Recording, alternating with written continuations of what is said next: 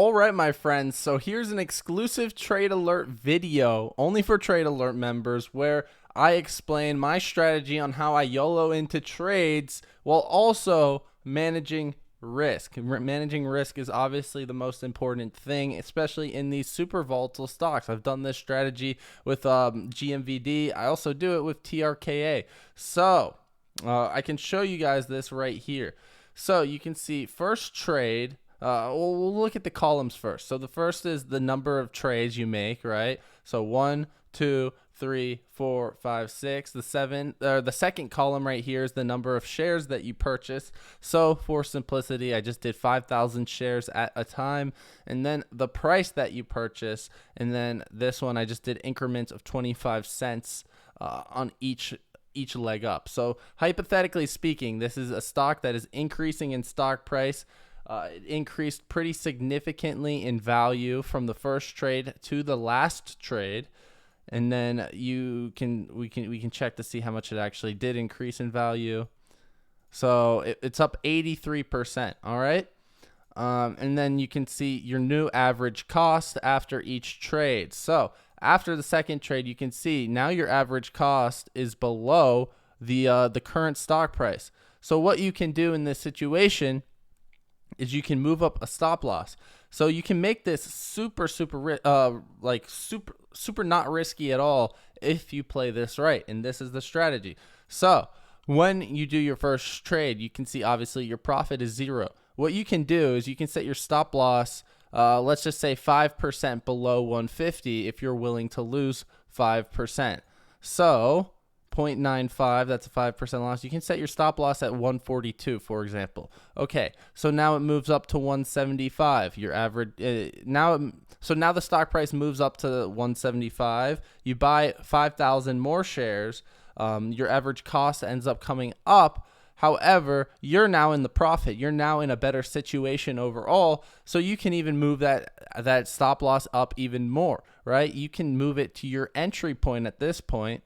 And at this point, now it's a risk-free trade, correct? Because you're in the profit, and if the stock does come back down, you'll just get stopped out at 163, and it'll just be a 0 gain, right? You don't make anything in this situation. And you can keep doing this as the stock price moves up. You can just keep upping your average to a point where it's becoming a YOLO trade, right? This is what I do. When these stocks are increasing, they're in a nice uptrend, I still like to add on dips. I'm not just going to buy it on a rip, but averaging up can be a very good strategy because, you know, if it does come down, there's wiggle room, because your average cost is always going to be below the stock price. I mean, you can see it clearly. The stock price will go up 25 cents each time. Your average cost goes up 13 cents right here. It goes up 12 cents right here. It goes up, that's 13 cents. And then here it goes up another 12 cents. So each time you average up, it's going up on average 12.5 cents. That's what's happening, because you're essentially splitting the cost basis between the 25 cents. So your cost basis will go up 12 and a half cents per each jump up in 25 cents. So you can see what ends up happening. By the time you get to the 6th trade, you're up $18,750 at this point in profit.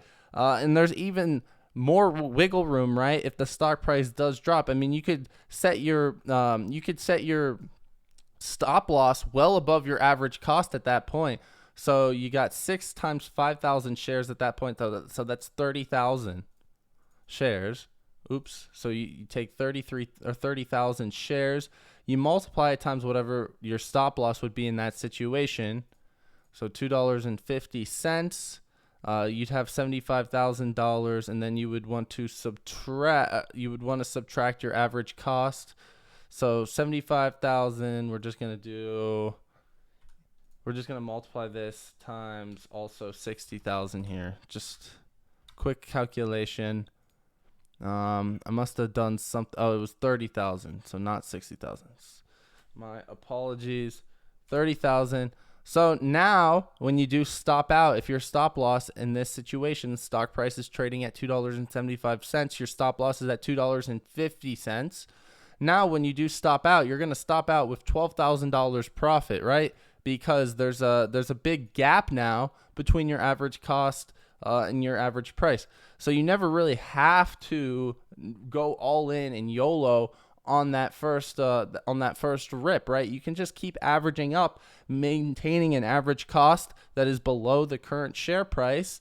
And then you're always going to be risk free, because as long as your average cost is below the current share price, no matter how much exposure to the trade you have, in theory, it should be risk free. Now, understand, in practice, it's not always going to be the same thing. Like, you can't just necessarily put your stop loss in right at your average cost and expect to be filled at the same thing as your average cost. So, for example, right here, you might have to put your stop loss in at 164 in order to be filled at 163, so on and so forth, right? So that's my strategy. If you guys have any questions, obviously I'll be in VIP chat, VIP DD to answer any questions.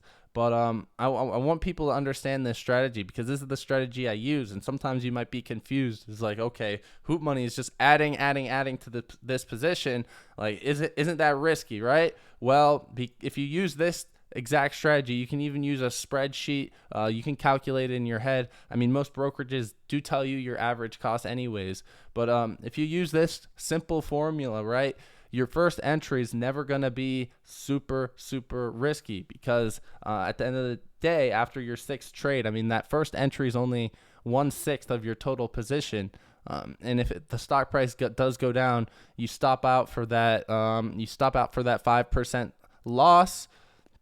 You end up losing in that situation. It was about 8 cents per share. We calculated at like 142. So we'll take 8 cents. We'll multiply times 5,000. Oops. 0.08 times 5,000. So yeah, $400. So you'll end up losing $400 if you're incorrect on that first attempt, right? If the stock doesn't run parabolic, your max loss is $400.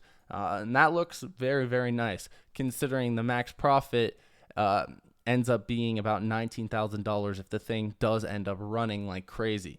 So it is definitely something to obviously consider. At some point, you don't even have to keep averaging up. You can just let the thing run. Obviously, the trading styles or trading strategies adapt as you go, as the stock evolves, as you get new information. So you can't leave that stuff out too. But this is just a general cookie cutter strategy to doing this. So I hope you guys have enjoyed. Again, any questions, I'll be in VIP chat. See you guys later. Deuces.